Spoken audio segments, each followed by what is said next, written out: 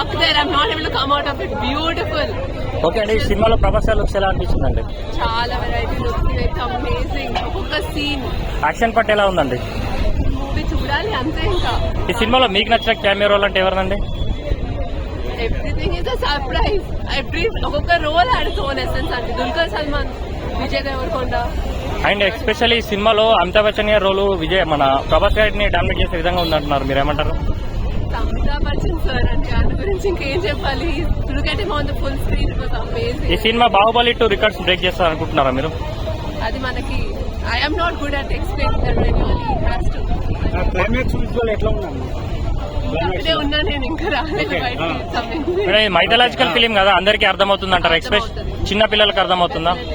అందుకే కదా మనకి ఇన్ని ఎపిసోడ్స్ అండ్ ప్రీలోడ్స్ అండ్ ఎపిసోడ్స్ అన్ని రిలీజ్ చేశారు. అవి చూసి వస్తే ఈజీగా అర్థమవుతుంది, లేకపోయినా కూడా అర్థమవుతుంది. మేడం, ఈ సినిమాలో మన 600 కోట్లతో తీశారు కదా, అంత బడ్జెట్ మీకు కనబడిందా అండి? ఓకే, ఈ సినిమాకి మీరు రేటింగ్ అంటే ఎంత ఇస్తారండి? ఆబ్వియస్లీ 5 on 5 అండి. ఫైనల్ గా బాహుబలి 2 కోసం చాలా మంది వెయిట్ చేశారు. కల్కి 2 కోసం ఆ రేంజ్ లో వెయిట్ చేస్తారు. Already we are waiting. బయటకు వచ్చే like anything going to come. Madam, మీరు ఈ సినిమాని మళ్ళీ వెళ్ళి చూసే అవకాశం ఉందా? చూస్తాను. ఓకే మేడం, ఈ సినిమాలో దిశా పటాని అండ్ చాలా బాగుంది. It's not like just action.